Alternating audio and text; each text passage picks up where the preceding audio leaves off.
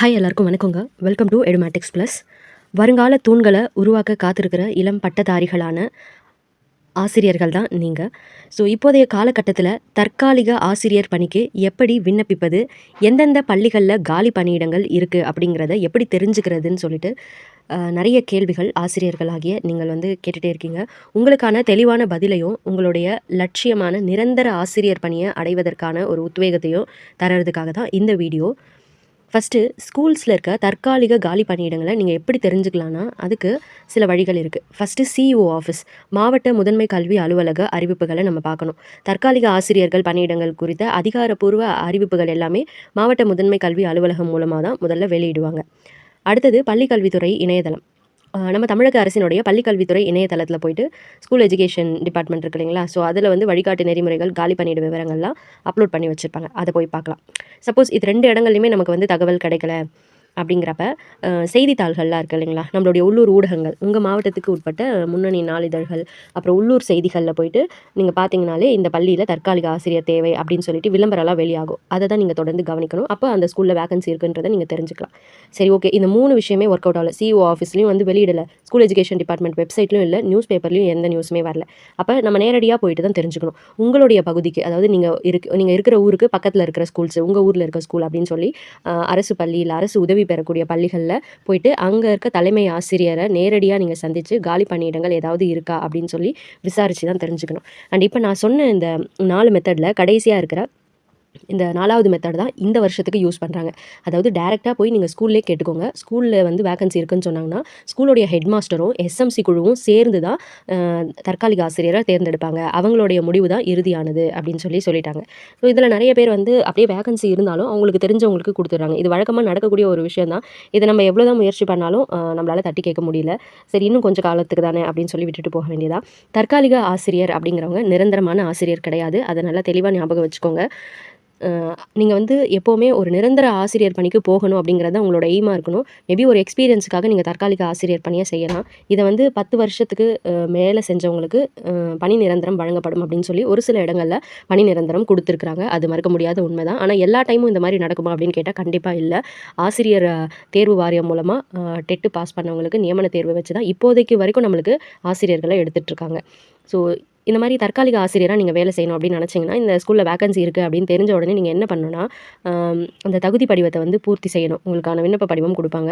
பொதுவாக அதில் என்னென்னா உங்களுடைய சுய விவரத்தை ஃபில் பண்ணுற மாதிரி இருக்கணும். அப்புறம் ரெஸ்யூமே அட்டாச் பண்ணுற மாதிரி இருக்கும். இதுதான் இருக்கும். அப்புறம் உங்களுடைய சான்றிதழ்கள்லாம், நீங்கள் பிஎட் முடித்தது, நீங்கள் ஆசிரியர் தகுதி தேர்ச்சி பெற்றதுக்கான சான்றிதழ், இது எல்லாத்தையுமே அதில் வைக்கணும். அதுக்கப்புறம் ஃபில் பண்ண அப்ளிகேஷனை அவங்க சொல்கிற அந்த டேட்டுக்குள்ளே பள்ளியினுடைய தலைமை ஆசிரியர்கிட்டையோ இல்லை மாவட்ட கல்வி அலுவலகத்திலேயோ எங்கே அவங்க சொல்கிறாங்களோ அங்கே போயிட்டு நீங்கள் நேரடியாகவோ இல்லை அஞ்சல் மூலமாகவோ சமர்ப்பிக்கணும்.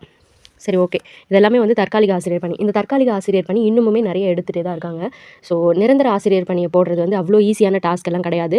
அதுக்கு எக்ஸாம் வைக்கணும். எக்ஸாம் வச்சு அதில் தகுதியானவங்களை தேர்ந்தெடுத்து அவங்களுக்கு கவுன்சிலிங் வச்சு அப்புறம் தான் போட முடியும். இப்போ பணி மாறுதலுக்கான கவுன்சிலிங் எல்லாம் டீச்சர்ஸ்க்கு போயிட்டுருக்கு. கிட்டத்தட்ட ஒரு ஆகஸ்ட் வரைக்குமே இது நடக்குதுன்னு சொல்லலாம். முதல்ல ஆதி திராவிட நலப்பள்ளிகளில் வர செவ்வாய்க்கிழமையிலேருந்து நடக்க போகுது. செவ்வாய், புதன், வியாழன். அது மாதிரி ஒவ்வொரு பள்ளிக்கும் ட்ரான்ஸ்ஃபர் கவுன்சிலிங்லாம் நடக்க போகுது. இதெல்லாம் முடிஞ்சிட்டு தான் நம்மளுக்கு புதிய அறிவிப்புகள்லாம் வரும். அது வரைக்கும் வெயிட் பண்ணால் நம்மளுடைய பிள்ளைங்களுடைய படிப்பு கெட்டு போயிடும் அப்படின்னு சொல்லி தான் ஒவ்வொரு வருஷமே தற்காலிக ஆசிரியரை தேர்ந்தெடுத்து அரசு போட்டுட்டு வராங்க. அவங்களுக்கு 10 மாதம் தான் வேலைன்னு சொல்லுவாங்க. அதாவது இந்த கல்வியாண்டு மட்டும்தான் அப்படின்னு சொல்லி தான் எடுப்பாங்க. ஆனால் அடுத்த கல்வியாண்டுக்கும் சேர்த்தே அவங்கள கண்டினியூ பண்ண சொல்லுவாங்க. ஆல்ரெடி தற்காலிக ஆசிரியராக இருக்கவங்க, விருப்பம் இல்லை அப்படிங்கிறவங்க மட்டும்தான் வெளியே வந்துடலாமே தவிர விருப்பம் உள்ளவங்க அப்படியே கண்டினியூ பண்ணிகிட்டே போகலான்ற மாதிரி தான் இப்போ வரைக்கும் அந்த சிஸ்டம் போயிட்டுருக்கு. இப்போ புதுசாக கவர்மெண்ட் வந்ததால் நிரந்தர ஆசிரியர் பணியிடம் உடனே நிரப்பப்படும் அப்படின்னு சொல்லி நம்மளாம் அதுக்கான முயற்சிகள் எடுப்போம். காலியாக இருக்கிற ஆசிரியர் பணியிடங்களை நிரப்ப போகிறோம் அப்படின்னு சொல்லி நம்ம பள்ளிக்கல்வித்துறை அமைச்சரான திரு ராஜ்மோகன் அவர்களே நிறைய செய்தியாளர் சந்திப்பில் குறிப்பிட்டிருக்காரு. அதனால் ஒரு சின்ன நம்பிக்கை, சீக்கிரமாகவே எக்ஸாம் வச்சோ போஸ்டிங் போட்டுருவாங்க அப்படின்னு சொல்லி. சரி, பார்க்கலாம். சரி, நிரந்தர ஆசிரியர் பணிக்கான சில வழிகாட்டுதல்களை நான் உங்களுக்கு சொல்லிடுறேன். இது தற்காலிக ஆசிரியர் பணி அப்படின்னா நம்மளுடைய இலக்கு அதுவாக இருக்கவே கூடாது. தற்காலிக ஆசிரியர் பணின்றது உங்களுக்கான அற்புதமான ஒரு தொடக்க புள்ளி மட்டும்தான். அங்கேருந்து நீங்கள் ஆரம்பிக்கிறீங்க. ஆனால் உங்களுடைய லட்சியம் என்ன? நிரந்தர ஆசிரியராக ஆகணும். அப்போ உங்கள் இலக்கினுடைய இறுதி புள்ளி எது? தற்காலிக ஆசிரியர் கிடையாது. நிரந்தரமாகவே அந்த பள்ளிக்கு நீங்கள் ஆசிரியராக போகணும். அப்போ நிரந்தர ஆசிரியர் பணியை நீங்கள் அடையிறதுக்கு 3 விஷயங்களை மனசில் வச்சுக்கோங்க. ஃபஸ்ட்டு விஷயம், அனுபவமே முதலீடு. தற்காலிக பணியில் உங்களுக்கு கிடைக்கிற ஒவ்வொரு நாளும் ஒவ்வொரு பாடம். வகுப்பறையை எப்படி கையாளணும், மாணவர்களோடு எப்படி பழகணும் அப்படின்னு சொல்லி நேரடியான அனுபவம் உங்களுக்கு கிடைக்கும். Live classroom experience. நாளைக்கு நீங்கள் நிரந்தர பணியில் சேரும்போது உங்களை மற்றவங்கள விட தனித்து காட்டக்கூடிய ஒன்று இது. அடுத்தது கண்டினியூஸாக வந்து நீங்கள் ப்ரிப்பேர் பண்ணணும். உங்களுக்கு வந்து வேலை கிடச்சிடுச்சு அப்படின்னு சொல்லி படிப்பெல்லாம் நிறுத்திடக்கூடாது. ஆசிரியர் தேர்வு வாரியம் நடத்துகிற டெட்டு தேர்வு, பேப்பர் 1, பேப்பர் 2, அப்புறம் நியமன தேர்வுக்கு தினமும் குறைஞ்சது ஒரு 2லேருந்து 3 மணி நேரம் நீங்கள் தொடர்ந்து படிச்சுட்டே இருக்கணும். நான் வந்து இது தற்காலிக ஆசிரியராக வேலை செய்கிறவங்களுக்கு நான் சொல்கிறேன். அதான் நம்மளுக்கு ஆசிரியர் வேலை கிடச்சிருச்சு, இன்னும் 10 வருஷத்தில் எப்படி நம்ம வந்து பர்மனெண்ட் ஆகிடுவோம் அப்படிங்கிற கனவெல்லாம் காணாதீங்க. 5 வருஷம் வேலை செஞ்சுட்டு இன்னும் 5 வருஷம் வேலை செஞ்சால் நம்மளுக்கு வந்து பர்மனெண்ட் போஸ்டிங் அப்படின்லாம் கனவு காணவே காணாதீங்க. டெய்லியும் உங்களுக்கு வேலை கிடச்சிருக்கிறது வந்து என்னது, ஒரு அனுபவத்துக்காக, ஒரு எக்ஸ்பீரியன்ஸ்க்காக, ஒரு ட்ரைனிங் மாதிரி தான் நீங்கள் போயிட்டுருக்கீங்க தான் நினைக்கிறோம். ஸோ உங்களோட படிப்பை எக்காரணத்தை கொண்டும் பாதியில் நிறுத்தவே கூடாது. ஆசிரியர் தேர்வு வாரியம் வந்து டெட்டு தேர்வு வைப்பாங்க, அதே போல் காம்படேட்டிவ் எக்ஸாம் வைப்பாங்க. அதுக்கு தொடர்ந்து நீங்கள் படிச்சுட்டே வரணும். தினமும் படிக்கணும். ஒரு நாள் விடாமல். ஒரு நாள் விட்டிங்கன்னா உங்களை விட 1000 பேர் முன்னாடி படிச்சுட்டு போயிட்டே இருப்பாங்க. ஸோ அதனால் தெளிவாக வந்து படிங்க.